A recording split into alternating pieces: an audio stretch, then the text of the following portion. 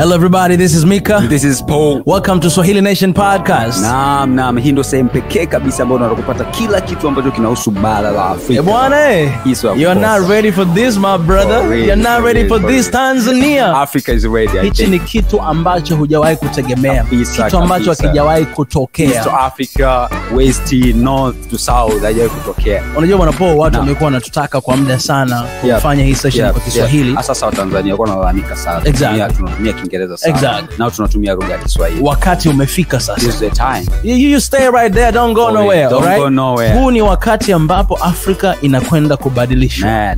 Kupitia vitu hivi, unajua? For real. Now we cannot do this without you guys. Hatuwezi kufanya vitu bila ninyi. Tunahitaji support yenu.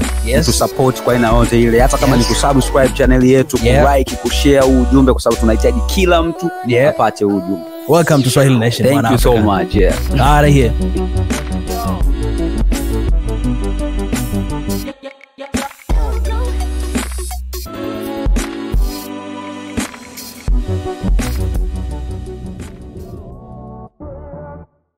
Hey, hello everybody. Karibu tena Swahili Nation Podcast. Vijana wako Paul Kilagazo yuko mahali hapa, Faju yuko mahali hapa, Mika Chavala niko mahali hapa, na haya ndio majina yetu unaotafuta kwenye social media. Ukiandika tu Kilagazo utampata, ukiandika Faju Ntisa utampata, ukimwandika Chacha Mbino, Mika Chavala, Dr. Professor utanipata.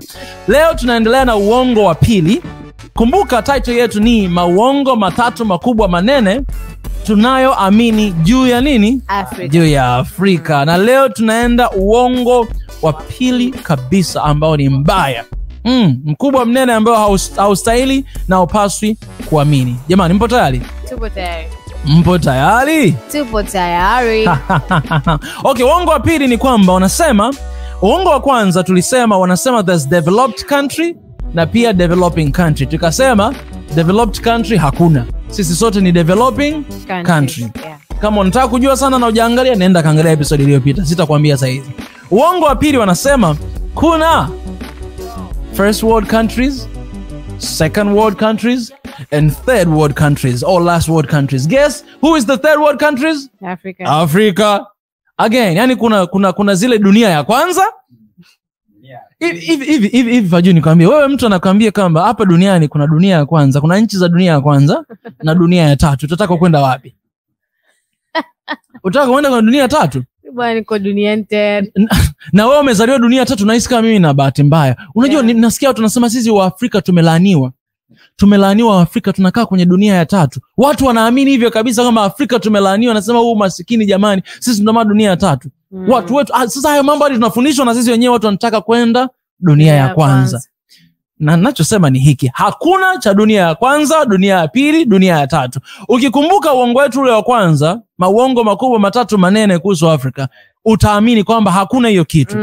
Tuna dunia moja tu. Nayo hii ni Earth. Labda miaka ijayo tutakuwa na dunia mbili, Mars. Sababu Elon Musk anajaribu kutengeneza vitu kuwapeleka watu kwenye Mars, watu waweze kuishi kwenye Mars, kwenye mwezi baadaye. Sasa tutakuwa na labda tuna dunia tatu. Ila kwa sasa tuna dunia moja tu. Na hiyo ndio sisi wote tunayoishi sasa hivi. Vijana, nataka nisikize mawazo yenu. Faju, tunaanza na wewe. Chochote unachotaka kusema kuhusu huu uongo. Labda unaweza ukashare experience yao mara ya kwanza wewe kusikia kwamba kuna first world countries. Yani guys, unajua yani ukifikia kuhusu first world countries ni zile nchi ambazo nje kuna ma-TV yanaongea. Nje hakuna vumbi kabisa. Majengo yenyewe ni TV. Majengo yenyewe ni ma-TV. Umeona? Yani maisha ni yani maisha ya kule, yani watu hawalali njaa. Yani kuna matreni ya umeme, kuna njia za dhahabu. Dhahabu inayotokea Afrika. Well, niseme tu kama ulivo isema kama huu ni uongo. Na huu uongo umeanzia nyuma sana, miaka iliyopita. Hasa ni jukumu letu sisi kama Waafrika na hichi ambacho tunakifanya kutambua uongo ni upi na ukweli ni upi. Kwa sababu uhalisia ni kwamba Mungu hakuumba dunia ya kwanza watakaa watu hawa, dunia ya pili watakaa watu hawa, dunia ya tatu na dunia ya nne. Hapana, Mungu ametumba wote dunia moja kabisa. Na kama tulivyosema kwenye uongo wa kwanza na hata huu wa pili unaendana, ni kwamba hawa watu ambao wanadetermine kama ni dunia ya kwanza na dunia ya pili, Hii ndio dunia pekee yake tulionayo. Unaona ile? Iko pale inazunguka, ni moja tu, na iko moja tu. Ni moja tu. Unaelewa? Sasa ili waweze kutuaminisha huo uongo, ilibidi wacheze na akili zetu. Ilibidi wacheze na, ndio poa kama anasema psychological war. Yaani they had to play with our minds first. Kwa sababu ukishabadilisha mtazamo wa mtu, maana yake vitu vingine vyote anaweza kavifuata. Ndio maana pia wakaingiza hadi kwenye elimu zetu, kwa sababu huko ndo tunakoshinda. Ni kweli tumekuwa tukitamani kwenda nchi za nje, sio kwa sababu tunazitambua hizo nchi zikoje au na vitu vyake vikoje, ni kwa sababu ya ule uzuri tulioelezewa. You know, jamani sijui America, jamani China, na jamani America, United States of America. Yani dakika 10. Get out of here, man. Yani spin dakika 10 tu kutoka hapa hadi sijui wapi. Spin, yani vitu vingi sana tulikuwa tunaelezea vya huko. Na hilo ndo lilikuwa lengo lao. Kama tuwafahamu wao zaidi, ili tuwaangalie wao zaidi, ili wanapokuja kwetu tusione kama ni issue. Tusione kama ni issue, tuone kama ni baraka. Jamani, wazungu mkuja nchini kwetu. Umeelewa? Ni baraka wazungu kuja nchini. Kuna story moja nilisikia. Kuna story moja nilisikia. Samahani wakati kuna story moja nilisikia. Jamaa alikuwa ananiambia, anasema Mika, mimi nafurahi sana unachokifanya. Anasema kuna wazungu fulani walikuja. Mimi nikawa nimewahost. Nikasema mnaweza mkaja kwangu? Nitawahost. Yule mzungu mmoja ambaye alikuwa ni rafiki yake akawa anaongea na yule mwingine mpya ambao utameenda kwake, akawa anamwambia kama unajua yani hapa yani ni baraka sana kwao kutuhost sisi. Yani they feel so good to host us. Anasema yani wanapenda, yani wanapenda kutuhost sisi kwa sababu sisi wazungu tumekuja, yani wanapenda, yani wanatushobokea. Anazungumza hivyo, jamaa alikuwa anasikia. Alafu alikuwa hajafahamu. Hayo ndio yaliyo kwenye mindset zao. Ndio haya ambayo Fajura anasema. Alimfukuza ile mzungu. Kwa kweli. Sema toka. Tena kwa Kiswahili, sio kwa Kiingereza. Get out of here, no, toka. Toka. Na msisitizo. Kwa sababu yani mnaona ya mambo hata chuoni kwenu mnaona, yani unaweza kuona hata mwalimu jinsi anavyomtreat yule mwanafunzi mzungu, anavyomtreat na wanafunzi Mwafrika mweusi, hata anavyoongea nao. Unaona kabisa kuna tabaka. Utatuambia hiyo experience. Unaona kabisa utaogopa kupata shida. Kwa sababu unamaliza anyways. Naomba mic. Wajua hiyo hapo umesema linaniboa sana. Yaani linanikera vibaya mno. Hapa hicho kikuu cha Dar es Salaam. Kwanza kuna sheria zipo pale.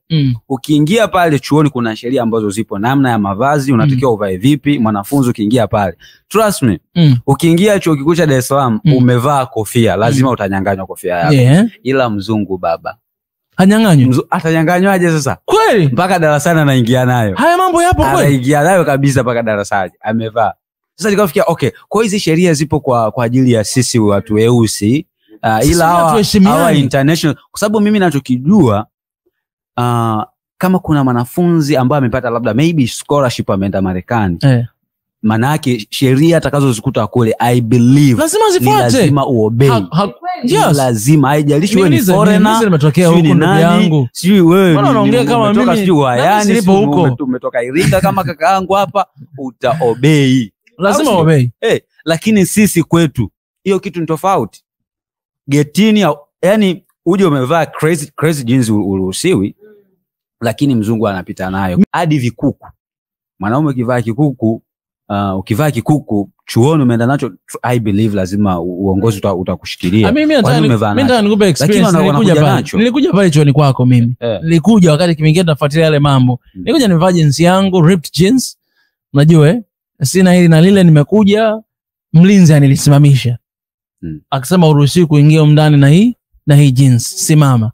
Nikasema kwa nini siruhusiwi? Akasema hiyo jeans imechanika uruhusiwi kuna nini? Akasema sawa. Akasema hizi document niachie mimi, basi nikamwachia ndiye akapeleka. Sikufahamu kumbe mzungu pale, lala mzungu akikuja na ile jeans angeruhusiwa tu kupita kama kawaida, hata angaliwi. Kwa sababu mimi nimeshuhudia kabisa, na nimesoma na tatizo liko wapi? Amekuja kabisa amevaa cape, anaona mbona anapita gate, tena soma mara moja tu, mara kadhaa anapita. Na wakati mwingine kuna hata mgeni yote yule anaheshimika akija pale amekuja amevaa vazi la tofauti, lazima anazuiliwa. Lakini why hawa white people wakija wazuiliwe? Ngoja nikupe experience nyingine. Hata wewe ukienda kula kwenye restaurant, kama wewe ni mtu mweusi, lazima ulipe kwanza kabla ya kula. Wazungu anaweza kaenda pale akala hata ambiwi. Mimi nimeshuhudia, yani nimeenda pale nimeshuhudia kabisa pale Mlimani City. Hata mzungu amefika, ameomba, amenani baada ya kula ndio, ila wewe mtu mweusi umefika lazima ulipe kwanza. Mimi nikasema dada, hivi wewe dada unaniona kwa sababu mimi ni mweusi kama wewe, unaamini kama mimi nitakimbia na pesa yako baada ya kula? Huyu mzungu huyu, naongea mzungu yuko pale pembeni, hajui hata Kiswahili. Nasema huyu mzungu huyu amekuja hana chochote na anakula bila kulipa. Kwa nini sisi wa Tanzania, walimu wa Afrika tunatazamia, yani tunaangaliana kwa namna ya chini? Ukimwona rangi mweusi, huyu mwizi, huyu jambazi, huyu ni Mswahili. Lakini wazungu tukiwaona tunajua watu wameendelea sana, watu ndio wako yani sio wa kuwasumbua, hizi ni culture zao, hizi ni tamaduni zao. Kama una sheria ni msumeno, lazima ikate kila mahali. Kimsingi sisi tulioenda nchini kwao, unajua hizi sheria zinatubana sana sisi foreigners kuliko wao. Yani wakikamata na kosa wewe foreigner, yani unaweza usipate hata msamaha. Ila mzungu pale, wenyewe kwa wenyewe unaongea hivi na hivi na hivi basi. Ila wewe sasa, mimi ilifika wakati ilifika wakati mimi nilifukuzwa chuo. Sio nilifukuzwa chuo kwa sababu ya mtihani au nini, nilifukuzwa chuo kwa sababu nilichelewa tu mzee, nilichelewa ku apply kwa dormitory. Yani nilichelewa nikafukuzwa, akasema bwana wewe huwezi ukakaa kwenye dormitory, lazima ukae nje. Nikamwambia jamani, mimi hii nchi sio ya kwangu. Toka nimekuja hapa Korea ninakaa kwenye dormitory ndani. Leo unanifukuza kwa sababu nimechelewa, na ni kwa sababu ya information nisikupewa. Na nilipiga simu hadi kuulizia sikupewa, nikachelewa ku apply kwa ajili ya dormitory, nilifukuzwa ndugu yangu. Nilienda kukaa na mtu, yani nilienda kukaa kwa rafiki yangu nyumbani kwake kwa semester nzima kwa sababu nilichelewa ku apply dormitory. Ila kama watu hao wamechelewa, wanaongea tu kama hivi na hivi, sawa. Ila mimi nasema hapana, hizi ni rules, hatuwezi tukabadilisha, zitabaki hivi na hivi. Sasa mzee, nikaniambia jamaa, angalia huu ni ubinadamu, angalia ubinadamu. Mimi leo nimetokea Tanzania alafu unanifukuza chuo, yani nisikae dormitory niende kukaa. Jamani, ila kwetu hapa yani wewe ndio wanakukazia, yani wewe ndio wanakukazia. Kwanza hata ukisema unakuona muongo tu, ila mzungu hadanganyi. Afu Mika, unajua bwana, wanama wamefanya reverse. Huku Afrika tunasikia vitu vizuri sana kuhusu wao. Kule wazungu wamejazwa mambo mabaya sana kuhusu Afrika. Ndio maana ukienda kule pia wanavyokuangalia, wanavyokuchukulia, wanavyosijui kufanyaje. Kwa sababu kwa nini sisi tukienda kule kwao hawahisi kama sisi ni baraka, ni kwa tufurahi? Oh my God, Africans are here. Kwa nini sisi tukienda kule ndo racism inaingia? Ni why? Ni kwa sababu na wao pia kuna mambo wameambiwa kuhusu Afrika, kwamba wao ni watu weusi, ni wachafu, ni masikini, usihusiane nao. Racism imeanzia huko kabisa. Na ndio maana unajua mimi, this is personal. Nasema yani hii ni personal. Ndio maana mimi nachukia tunapochukua misaada mingi nje. Kwa sababu hii, kama wewe umeishi nje utaelewa hivi. Mimi nimeishi nje na kinachotokea ni hichi.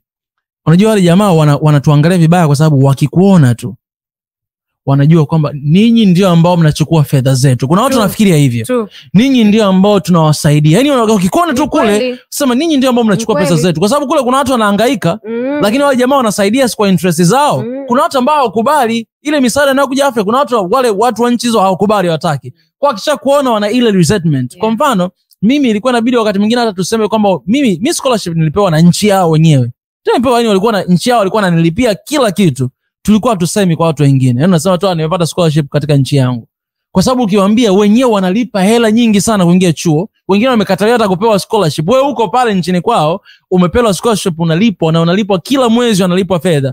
Sasa ninyi ndio mnaokula nani hela zetu. Ninyi ndio mnaopunguza uchumi wetu. Ninyi kwa wanakuangalia kwa namna kwamba yani vile kwanza wanakuangalia kama wanakuangalia mtu gani wewe, si unamsaidia? Ni mimi mwenyewe nasaidia Afrika. Tunaonea huruma ni. Mwenyewe na yani kwa hiyo tayari yani unakuangalia, wanakushusha kwa namna fulani, anakuangalia watu pekee ambao wanaangalia kwa jicho la tofauti. Kwa mfano Korea ni Ethiopia. Kwa sababu Ethiopians waliwasaidia kwenye vita yao. Yani Ethiopia ndio nchi pekee ya Afrika walienda kuwasaidia wa Korea kwenye vita yao. Kwa wale wao wanaangalia tofauti. Yani wanaangalia kwa heshima. Wani wanataka hadi wa repay back. Wanaangalia kwa heshima kwamba hao walitusaidia kwenye nani hivi na hivi na hivi. Ndio wanatupa, yani wanatuvimbisha kule nje. Lakini nyinyi wengine popote unapoenda nakwambia kuna watu wana hasira na Afrika kwa sababu ya fedha zinazokuja Afrika. Kwa sababu ya hii misaada inayokuja Afrika, kwamba sisi ndio tunaotoa kodi zetu, mali zetu kwa ajili yenu nyinyi. Sasa hivi kwa mfano America ina struggle na uchumi. Lakini pesa ngapi zimekuja huko Afrika? Na watu wengine ambao wana akili chache wanadhania kwamba hizi ndizo pesa zetu sisi nao na ninyi ndio ambao mnazitumia. Lakini kimsingi zile pesa hata huko yani wanachukua nyingi kutoka kwetu kuliko zile pesa wanazozileta. Kwa nini basi tusiachana na haya mambo tukajiendeleza wenyewe, tukajisaidia wenyewe kujitoa katika hii aibu ambayo tunapitia huko nje. Mimi nimeshuhudia watu wanafanya kazi ubalozini. Yule jamaa alikuwa anafanya ubalozi wa Nigeria, Korea. Tulikuwa tunaabudu naye kanisa moja. Tulikuwa na sali na balozi wa Zambia, wapi walikuwepo, wa Guatemala huko tulikuwa nao. Wale mabalozi wanasema, mimi nikienda nyumbani kwangu Nigeria, I've been treated like a king. And people they celebrate me. Lakini nikija huko, he say I'm just another black man.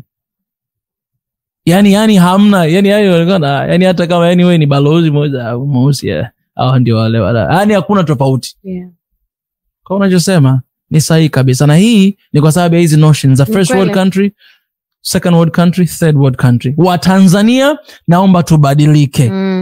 Yani kuanzia leo ukimwona Mtanzania mwenzako au Mwafrika mwenzako, yani mhudumie. Ni kweli. Mpaka huyo mtu aone mbingu hii hapa imefunguka iko duniani. Ni kweli.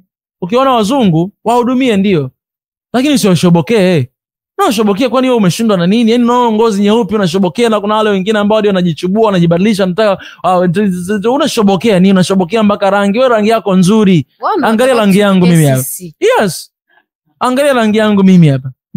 Hii rangi ya mwamba. Na ya Paul of course. Sasa jamani, kwa nini mnashobokea? Mimi sielewi ninapoona watu wanashobokea wazungu. Yani ukweli ni kwamba tumeaminishwa muda mrefu. So ni wakati sasa wa kubadilika. Right? Acheni shobo. Acheni shobo. Mzungu na Mwafrika, Tanzania iko radhi kumhudumia mzungu faster kuliko Waafrika. Oh my God. Sio njema. Mtu wako kwanza, Mtanzania mwenzako kwanza. Unasaidia nyumbani kwanza. Na kama ambavyo ungemsaidia mzungu kwa heshima na kwa nini, mfanye hivyo na zaidi kwa mzungu, kwa Mtanzania mwenzako. Kwa sababu uzalendo unaanzia huku nyumbani, kwa sababu mwisho siku hata wao wanafahamu tunavyojitreat sisi kwa sisi, na wanakazia hapo yani tusiendelee kuwa na umoja, tuendelee kuchukiana, kuendelee kuwa kuna matabaka ya sisi kwa sisi. Wanajua kabisa kama ana uwezo wa kusema hivyo, kujiproud kwamba watu wanatufurahia, means wanafahamu tunavyowanyenyekea, wanajua. Na kuna watu wengine vilaza, wajinga, wapumbavu, wanaongea nao kabisa wazungu. Wale ambao wanakuja wanawatembeza wazungu. Wanaanza kuambia kwamba wewe ninyi sisi wa Tanzania tuko hivi. Mimi nachukia ninapokutana na ngozi nyeusi na kandia ngozi nyingine nyeusi. Sema sisi wa Africa we just do like this. We Africa we just we just want your money. We Africa I hate them. Umesema kitu mimi nitakuwa mkweli. Unajua mkweli ni mpenzi wa Mungu. Now one of the police we had last year is brutally honest. Nitasema ukweli. Nimeenda Grano Coffee last week. Grano Coffee hapa Mlimani City. Nimeenda pale na mtu mwingine nilikuwa nakutana naye, Mtanzania naye alikuwa anataka apate service, alikuwa anataka anauliza maswali fulani. Nimeenda pale. Tumeenda pale tumekaa. Usually kuna wale wahudumu pale nje ndani. Tumeenda pale tumekaa. Mlika ndani au nje? Tumeingia ndani. Okay. Tumekaa pale. Naona wale wahudumu wamesimama kule hakuna mtu amekuja. Tumekaa dakika 30. Hakuna mtu amekuja. Mimi nikajua labda hapa sisi ndio tunawaita waje watuhudumie. Mzungu amekuja. Wiki tu 2 zimepita. Yaani huyo jamaa hata ningetamani jamaa awepo hapa atoe ushuhuda. Nilikuwa naongea naye pale. Mzungu amekuja tu hivi. Kuna binti ametoka huko. Ameenda pale na menu na kila kitu, ameenda kwa ile mzungu. Amekuja apeka pale. What do you want? Sisi tumekaa pale dakika 30, wale mabinti wako hawajaja kwetu. Nikamuita yule binti. Nikasema kwa nini haujaja kutuhudumia sisi? Kwa nini hujaja kutuuliza sisi? Au sisi kwa sababu sio wazungu ndio maana umemshobokea mzungu na sisi? Anasema jamani mimi meza ndio nimeambiwa nje kuwahudumia. Hapo tunasema toka nimekuja hapa Tamenyo mje dakika 30 tumemaliza, hakuna mtu amekuja kuuliza swali lote, na nyinyi watu wote mko hapa. Kwa sababu mimi ni ngozi nyeusi, kwa sababu mimi ni Mwafrika. Hawa wazungu mnaona wazungu. Huyu mzungu anakupa nini? Atakupa tip. Wewe unafahamu mimi wanatoa tip. Wao stoi tip mimi. Wanatoa tip. Au mzungu anakuja kumhudumia hivi kwa nini?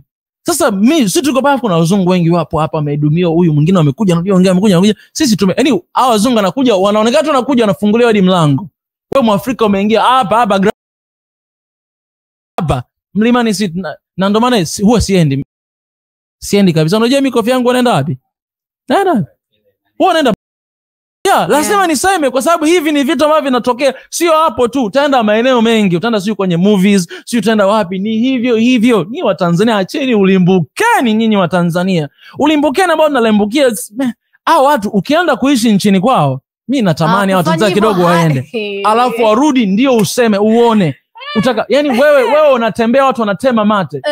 Mimi nimeshatoa zile historia. Mimi nakaa hivi kwenye train, mtu anainuka na mtoa mtoto wake. Anaongea na mtoto wake kwamba watu wanaogopesha, watu wanatisha, watu ni wabaya hivi na hivi. Mtu naenda anasema wananuka. Rafiki yangu mimi aliambia unanuka. Watoto wadogo wachekechea tumeenda kuwafundisha kuhusu mambo ya African culture. Anasema African MC is like African smell. Watoto wadogo wa kindergarten wanasema hivyo. Ndio hayo matreat tunayopokea huko nje tukienda. Na wengi hapa mbona umetembea hapa na ulimbukeni wako, sio maliza chonza mzungu unamhudumia mzungu, unamshobokea watu wako wewe. Hao ndio ambao wameifanya Tanzania ipo hapa leo ilipo. Hao ndio wameifanya Tanzania tuwe tunapata shida leo, tunaonekana kama developing country, tunaonekana kama masikini kwa sababu ninyi ya kushobokea wazungu. Wazungu wana nini ndugu yangu? Wana nini ambao sisi hatuna? Kuna mtu amesema, aliniambia kabisa, ni bodaboda, nilikuwa naongea naye bodaboda, anasema mimi nataka nimuoe mzungu. Sasa kwa nini nataka muoe mzungu? Sasa nataka niondoe gundu. Sasa wewe nenda kwa Yesu ondoe gundu kwa mzungu. Mzungu huyo ndiye ambaye ameleta gundu Afrika sasa. Ndiye ambaye ameleta gundu Afrika. Unashobokea mzungu mtu gani? Mzungu mtu gani? Naye ni mwanadamu. Sisemi kwamba usimtreat na heshima, mtreat na heshima, ila ni tatizo pale unapomtreat yeye na heshima, alafu watu wako wewe una-treat kwa nini.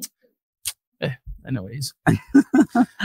Siji tena kwenye coffee shop yenu. Na nitatengeneza ya kwangu mwenyewe na nitawaonyesha. Nasema no mzungu ndani. Sitafanya hivyo jamani. Siji. Naharibu business za watu, lakini mjue ukweli. Muongee, kuna manager pale, muongee na watu wenu. Muongee, manager nyinyi mnao mpo kwenye coffee shops, sio mpo kwenye rosa, muongee na watu wenu, wahudumieni wa Afrika vizuri. Ndio tuna mapungufu yetu. Wengine wanataka kukimbia wasilipe hela. Ndio najua hizo babo zipo, lakini sio umhudumie mtu. Sio unadhani kama kuna jambazi moja unafikiria wote majambazi. Huko nje mtu mmoja, unajua wa Nigeria wamepewa sifa mbaya sana nje. Unajua kwa nini? Kwa mfano hata Korea.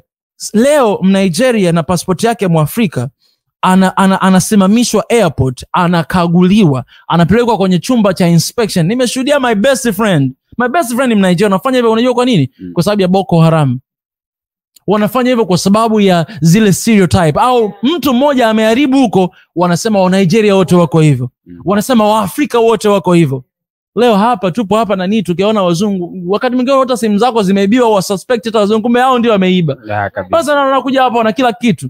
No, hawana kila kitu. Lazima tuongee ukweli. Sisi tunaangalia mtu wa hizi, sisi sio wa nini, watapeli, sio nini, hakuna. Sheria zifuatwe kwa watu wote. Oh, hallelujah. Inabidi tukubaliane kwamba kwamba Afrika bado tunatawaliwa kabisa, na tunatawaliwa kwamba walitutawala huko nyuma kwa mitutu, lakini sasa hivi wamekuja na style mpya ya kututawala kifikra, na fikra zenyewe ndio hizo. Wamekuja kuimport vitu tofauti katika akili zetu za kuendelea kututawala, na moja kati ya vitu ndio hizo kama notion ambazo tunazizungumzia kwa sasa hivi. Hiyo notion ambayo tumesema, huo uongo mkubwa mnene wa third world countries, na sijui kuna first world countries and uongo mtupu. Umeona, wote ni uongo mtupu wa kuendelea kutufanya sisi kuendelea kuonekana ni wadogo na kuna watu wakubwa. That's why kuna hivi vitu vina happen, kwamba mzungu akija kwenye restaurant moja au kwenye cafe shop anatitiwa tofauti na Mwafrika, kwa sababu sisi tumeshaaminishwa. Umeona, kuna vitu vingine, unajua kuna vitu vingine unaweza kaisi kwamba labda sio isemeje. Unajua kuna vitu kishaanza wanasema mazoea hujenga tabia, na ndio kitu ambacho mtu kaaminishwa. Yani fikra, hisia zetu, viungo vyetu vya mwili, yani vina act kwa ile hulika kwamba sisi ni wadogo. Umeona? Kwa hiyo mtu anaweza kaa anafanya vitu hivyo sio kwa sababu yani ndivyo alivyo, yani ndivyo alivyoaminishwa. Sio unaona, kulingana na ile notion kwamba mzungu akija ni mtu ambaye ni superior. Nakumbuka niko na rafiki yangu mmoja hivi ni mzungu, alikuwa ananielezea kwamba the way watu wanamtreat yani kwamba yani he's a king, lakini in really sense anambia I'm a poor man. Alikuwa ananiambia kabisa sina pesa na mimi ni kama nye, I need to find money, unaona, kama nye, lakini watu wanadhani kwamba nina pesa, umeona, ana vitu vyote hivyo, umeona, lakini kiuhalisia ni kwamba yeye mwenyewe alikuwa anazungumza kwamba hana kitu chochote kile, ila kwa sababu ya rangi alionayo sisi tunamtreat kwamba ni he's a super, umeona, au yeye ni mtu wa juu. Kwa hiyo tugundue tu kwamba tunatawaliwa. Kuna watu bado wanatamani kuendelea kutu exploit. Nimesemaje? Hii ni mbaya sana. Wanataka kuendelea kutunyonya. Kwa hiyo like we have to wake up and fight for our thoughts, tujue kwamba yani we have to import his knowledge kama kitu tunachokifanya. Na serikali jamani, unajua serikali ndo muhimili mkubwa wa kuspread knowledge katika mifumo ya elimu hii. Watu wajue kwamba sisi wenyewe tuko na power, kwamba yani tuko na ile power. Ndio maana hata vitu vingine vikitokea hata katika bara la Afrika unakuta kati ya nchi 50 na ngapi 54 unakuta labda kuna kiongozi tu mmoja ndio kasema. Can you imagine? Manake ile inferiority power ambayo tulionayo bado ina operate sehemu zote, kwa watu wakubwa, kwa watu wadogo, yani kila sehemu yapo. Kwa hiyo pole sana bro kwa kwa ulichofanywa cafe shop. Pole kwetu sote. Najua sisi tunawakilisha watu wachache. Kabisa. Ila tuambieni jamani kwenye comment section, experience yako ni ipi uliopitia? Ulikuwa kwenye situation mzungu akatutiwa beta kuliko wewe mwenyewe, hata kama kwenye ofisi za serikali popote pale, man, wewe zungumza. Alright, hapa kuna uhuru wa kuzungumza. Na leo tufahamu, na ukiniona kesho niogope. Na ninasema haya kwa sababu nilimwambia pale. Mimi sio mnafiki, nilimwambia, nikamwambia mbele ya rafiki yangu kwamba you cannot do that. Haujui mimi ni nani. Sure. Hawezi kufanya tu kila mtu. Kwa hiyo treat watu wetu kwa respect. Tuwanyenyekee watu wetu. Heshima inaanza nyumbani kwako. Sure. Haianzi nje. Haianzi nje. Unaondoa gundu. Man, hiyo jamani nilimkemea jamani. Nilimkemea sana, nikasema kwanza nishushe. Siende na wewe, umeshanichafua. Chafua kabisa. Afrika jamani, kwa hii episode tutaishia hapa pia kwa hii point ya pili. Na utuambie maoni yako, utuambie pia na wewe experiences zako ulizopitia. Ni msingi sana. Yani mention mahali ulipopitia, mention. Kama una uwezo mention, kwa sababu watu inabidi wabadilike. Hakuna muda wa kufunga hivi na hivi unafunga. Au watu waone na wajue kwamba ni wakati wa kubadilika. Najua kuna shida nyingi tunapitia, changamoto ya hapa na pale, unaweza kupitia hivi na hivi, lakini ndio gharama ya biashara. Unafanya biashara lazima uwe una hiyo nia kusacrifice, kujua kama kuna mambo mengine yanatokea ambayo ndivyo sivyo. Umeona, lakini sio kumwangalia mwenzako down kwa sababu ni Mwafrika unamchukulia poa. Tusichukuliane poa kabisa. Yeah. Pamoja na hayo, serikali inatambua sehemu zote ambazo watu hao wa nje wana exploit. So ni vizuri sasa serikali ikae na kuanza kupita hizo sehemu na kuhakikisha kwamba wanaanza kubadilisha mtazamo, kwa sababu walifahamu kufanya haya tukiwa kwanza tuko wadogo. Ndio maana mtu unakuwa unajua. Sasa ni vizuri sasa hivi hicho kizazi tunachokiendea, serikali waanze kubadilisha mambo.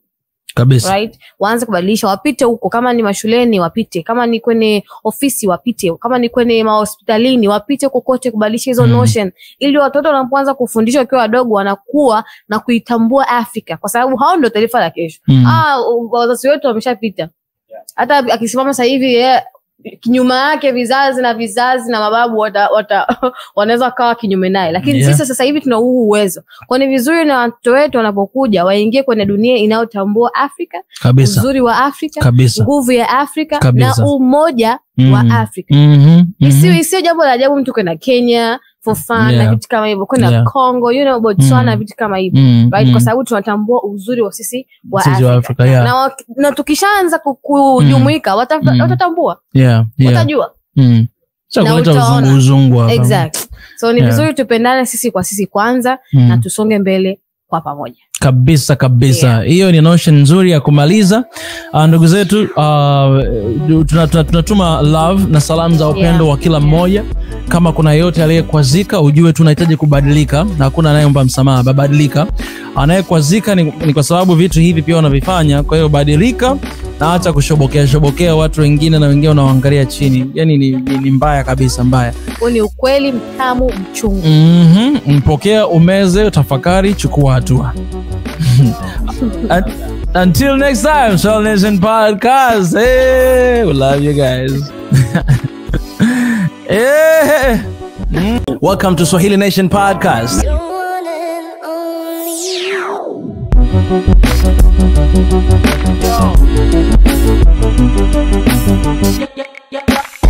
Out of here.